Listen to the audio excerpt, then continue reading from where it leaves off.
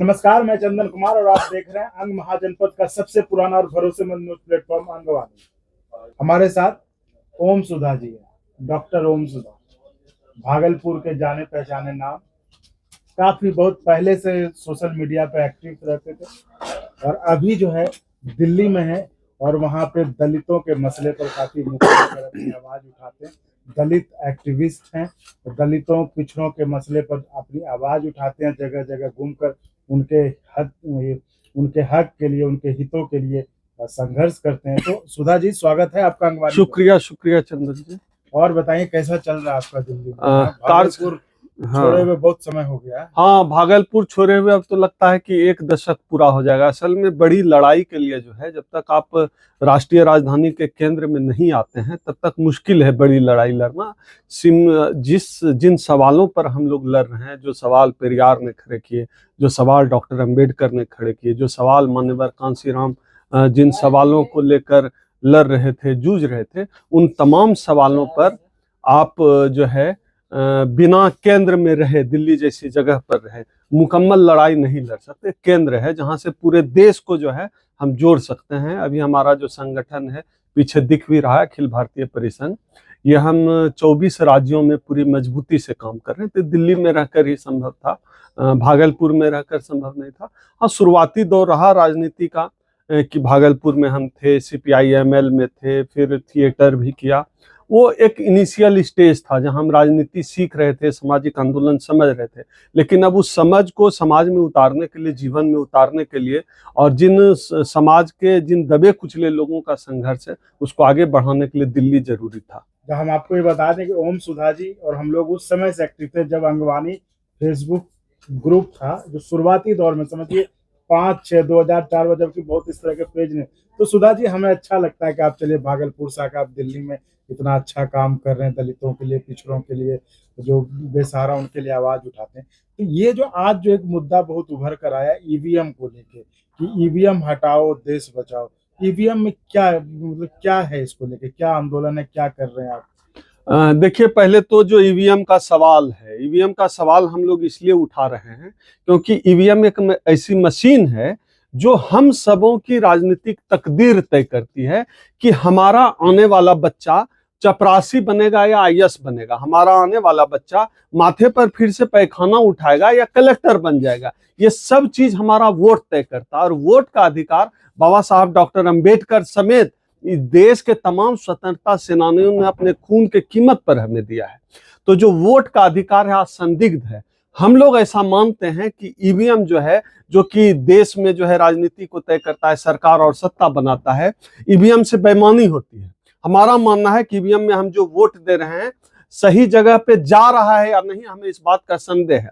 हमारा संदेह इससे और भी पुख्ता हो जाता है कि जिस देश में EVM बना उस देश में EVM नहीं चल रहा है। जर्मनी जैसे देश ने EVM का बायकॉट कर दिया। दुनिया के तमाम देश, जहां तकनीकी रूप से जो देश हमसे काफी उन्नत हैं, जो तकनीकी रूप से जहां टेक्नोलॉजी बहुत हाई है, जिनके पास पैसा आगाध है, जो कैपिटलिस्ट कंट्रीज हैं, वहां EVM से चुनाव नहीं हो रहा है, वहां बैलेट पेपर से चुनाव हो रहा है। दूसरा एक पॉइंट पे मैं आपका ध्यान आकृष्ट कराना चाहता हूं। 2018 में लॉस वेगास अमेरिका में एक सेमिनार हुआ, हैकर्स का सेमिनार हुआ। वहां दुनिया भर के तमाम EVM मशीन को लाकर रखा गया और हैकर्स ने तमाम EVM मशीन को हैक कर दिया। तो EVM और भी ज्यादा संदिग्ध हो गया। तीसरी एक बात जो भारत में जो EVM की प्रणाली है उसमें यह है कि हम EVM में जब वोट देते हैं तो 7 सेकंड के लिए डिस्प्ले पर दिखता है कि हमने किसको वोट दिया, फिर उसके बाद डिस्प्ले ऑफ। अब क्या है कि आज हम लोगों ने एक डेमो दिखाया जिसमें गुजरात से हमारे एक टेक्निकल साथी आए थे। अब क्या है कि जैसे ही सपोज हमने कांग्रेस को वोट दिया, 7 सेकंड के लिए लाइट ऑफ, उसके बाद आप चले गए, आपको लाइट में दिखा पर्ची, वो पर्ची आपको मिला नहीं पर्ची आपने कहीं डाली है, आपके पास कोई फिजिकल एविडेंस नहीं है, पर्ची डाली, पर्ची दिखा, खत्म। 7 सेकंड बाद आके कोई और फिर कांग्रेस को वोट दे दिया, फिर वही पर्ची दिख गई, यानी दूसरी वाली जो कांग्रेस को वोट किया वो पर्ची कटी नहीं। इस तरह हो सकता है, हम ऐसा बोल रहे हैं, इस तरह। हाँ, अलग से तो आप दूसरे वीडियो में देख सकते हैं, जो सुधा जी जिस डेमो की बात कर रहे हैं कि EVM को कैसे हो, वो EVM मशीन नहीं है, वो ईवीएम की तरह की एक मशीन है जिससे शक व्यक्त किया जा रहा है, शंका कि ऐसा ईवीएम में भी हैक किया जा सकता है। एक और बात है चंदन जी, जैसे कि अभी पिछले दिनों चांद पर रोवर भेजा इसरो ने, रोवर खराब हो गया तो इसरो के वैज्ञानिकों ने कहा कि जो है हम रिपेयर कर रहे हैं रोवर को। मतलब धरती पे रह के चांद पर रोवर रिपेयर हो सकता है लेकिन ईवीएम हैक नहीं हो सकता है। ये बचकानी बात है, हम लोगों को यकीन नहीं है। हम अपना वोट देते हैं, हमको पता चलना चाहिए हमने अपना वोट जिसको दिया उसको मिला कि नहीं। यह लोकतंत्र में हमने हासिल किया है और अपने हासिल को हम अपने हाथ से नहीं जाने देंगे। इसलिए हम लोग ईवीएम के खिलाफ लगातार कार्यक्रम कर रहे हैं। पिछले 3 महीने में हम लोगों ने आज 5वां कार्यक्रम ईवीएम के खिलाफ किया।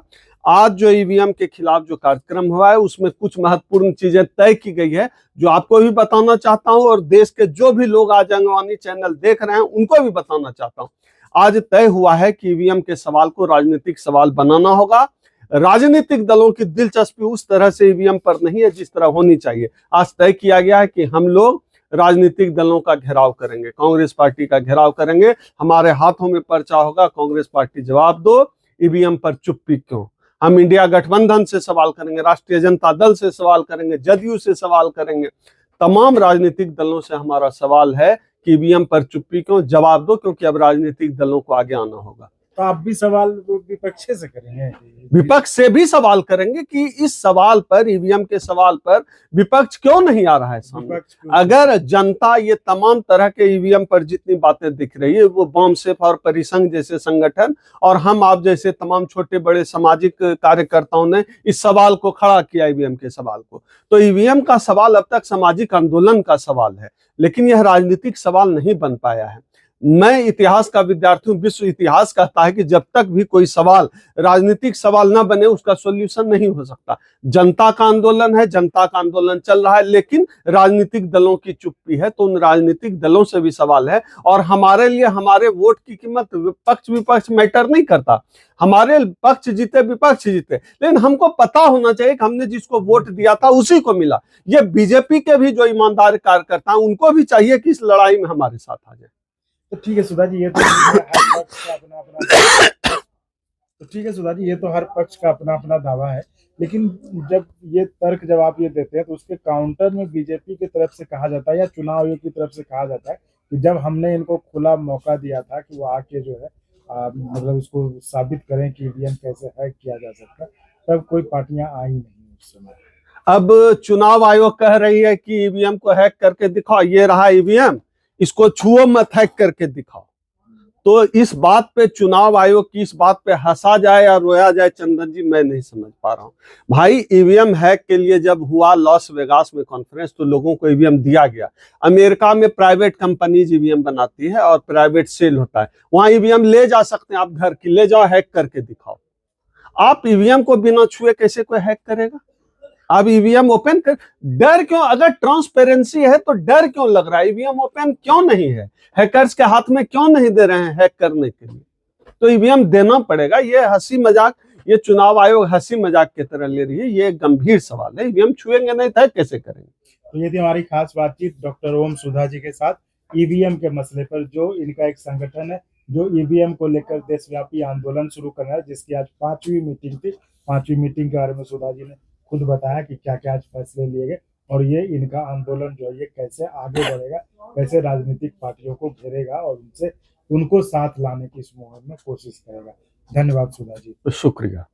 और अगर आपको अच्छा लगा तो एक बार और आपको मैं कहना चाहूँगा कि आप इसको प्लीज सब्सक्राइब और शेयर करते रहें ताकि हमारा भी मनोबल और सपोर्ट बना रहे।